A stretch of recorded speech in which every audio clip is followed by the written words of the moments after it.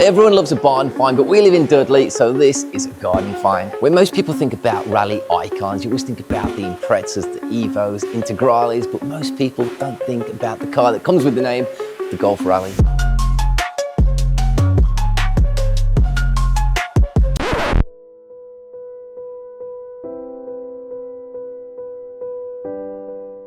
So jokes aside, this has actually been stored in someone's garden for 3 or 4 years, which is why it looks such a state. Now, we restored this car to show condition about 7 years ago, and unfortunately, it now looks like this, and it's all got to be redone, plus a full rebuild, but more on that in a little bit. Now, even though it's called the Golf Rallye, I didn't even realize this was ever used as a rally car. So here's a little bit of history on how this came to be. Now, I didn't realize this used to be a rally car because they did really, really badly. But Volkswagen in 1989, they made 5,000 of these cars to get them homologated so they could enter the Group A rally. Now, this car only raced in 1989 against things like the M3, Renault 5 GT Turbo and the Lancia Delta Integrale, all which completely wiped the floor with it.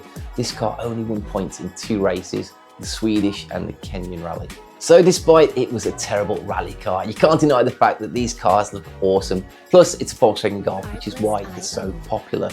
And this is one of the rarest models with its boxy arches, 4-wheel drive and supercharged G60 engine. It goes like stink. And the price of these hot hatches are only going up. With the amount of bugs and animals in that car, anyone would have thought that it had been stored at Dudley Zoo. But enough of that, let's get out there and take a look at it. So as I said, we did a ton of work on this 7 years ago, fully restored it, bare metal restoration. Now, it was a pretty good car when we started. It had been dry stored, but it did need metal work, as any old car does. Lucky for us, we found a genuine quarter for the passenger side. So that got rid of a whole load of problems just in one big panel. A few little sections along the way. On this side, not so lucky, you can't get these anymore. So we put a little panel in there, little patch repairs on the sills. The bottoms of both A-posts, there were small little repairs in general places. It was really, really good car. Started from bare metal, as I said, epoxy primed it, all the rest. Body worked it, painted it, it looked mint. Painted underneath in 2-pack red, just so it looked better than factory, ready for the customer to rebuild. Since then, it's been sat in someone's garden and it's completely wrecked it. It had a marquee on it for quite a while. In a storm, that blew off and did a massive amount of damage to every single panel. Now, it's not just the outside of the car that's got scratched, even in the engine bay, which as you can see, it's just a factory painted, really nice, smoothed out engine bay. Now, okay, it doesn't help that cables have been thrown over there, but there's quite bad scratches and repaint to do inside here as well. Now, all of this wiring, obviously it's coming for the rebuild as well. All that wiring is going to get gone through. We've got, I think it's 3 sections of wiring loom, biting sections on this.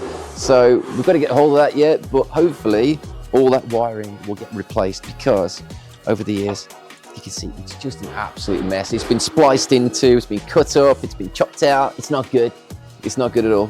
So hopefully all that will be replaced. Subframes, everything's been powder coated already. All that's going in. So it's keeping Aid busy for quite a while. It's a big, big rebuild. Right, so coming around the back, there's more damage there. Like I say, there's damage on every single panel. All along here is a seam, because the way they make these panels, that's almost like a box section stuck on the original Golf panel, and that's got seam sealer in there. The way it's been scratched in there, the paint is peeling. And I just remember we actually changed that, so we made that sill, replaced all of that. Luckily on the other side, like I say, that is one part of the rear quarter. Even up here, paint's all been scratched. Because it's had a cover on it for so long as well, it's been stored outside. There's some micro blistering here. That will all have to be taken back to bare metal. And of course, once we've cleaned it properly, it's had a good wipe down and clean over, but once we've cleaned it properly, we have to check that there's no more blistering. Whenever you've got blistering, you have to take it back, right the way back to bare metal.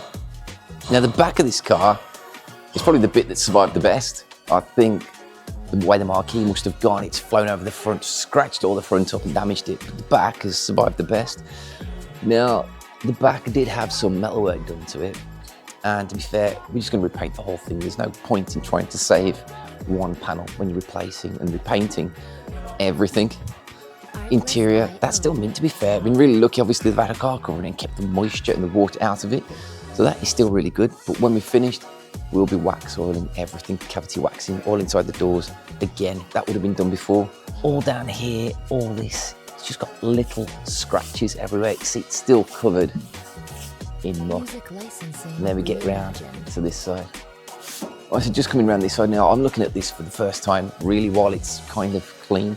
Now, I can still see, I've seen more microblistering on this side and some peeling inside there as well. Now, microblistering occurs when you've trapped the solvents in the paint, and unfortunately what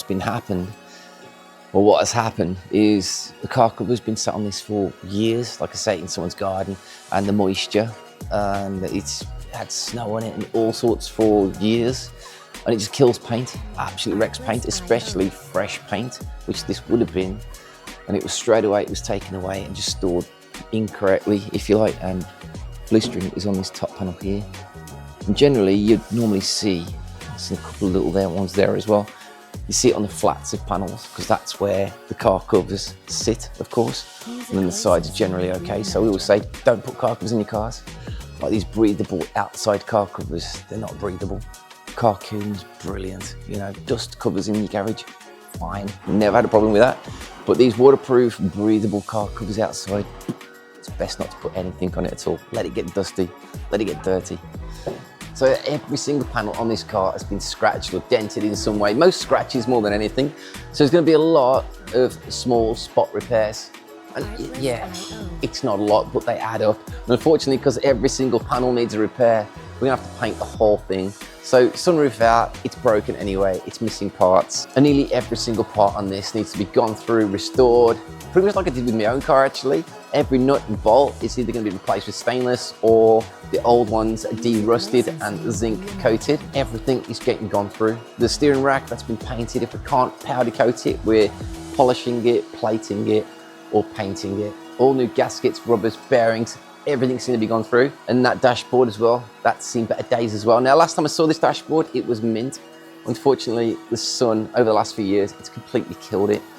Plus all the bugs on it and that snail that I found, I've just eaten it to death. So unfortunately, it also needs a full retrim. So with regards to the rebuild, Aid has already made a really good start on it. So basically, whatever can't be powder coated or plated, it's going to be stripped down, blasted, painted. So there's a lot going on with this car. Every nut, bolt, washer will all get completely replaced. So this car will be as new, if not better, once we're finished. Now the engine is a G60 supercharged engine. Supercharged was already rebuilt years ago. It's probably only been 1,000 miles, so that's all good. We just need to tidy it up, make it look new again. Engine's been stripped down. All the ancillaries, we're gonna go through all those. Engine is next door, gonna get rebuilt. Gearbox rebuilt. We've got a limited slip diff for it. Rear axle, again, rebuilt. As you can see, everything is gonna get gone through. So it's gonna keep Aid busy for quite a long time. So as you can see, there's an absolute ton of work left on this. The rebuild on its own, every single part's got to get prepped and restored before we can put it on the car. That is weeks worth of work, plus the repaint, plus the retrim of the dash, but it's going to be worth it. This is such a cool hot hatch. It's going to look awesome when it's done. I can't wait to see it at the shows next year. So yeah, like, subscribe, follow the journey, and we'll see you next time.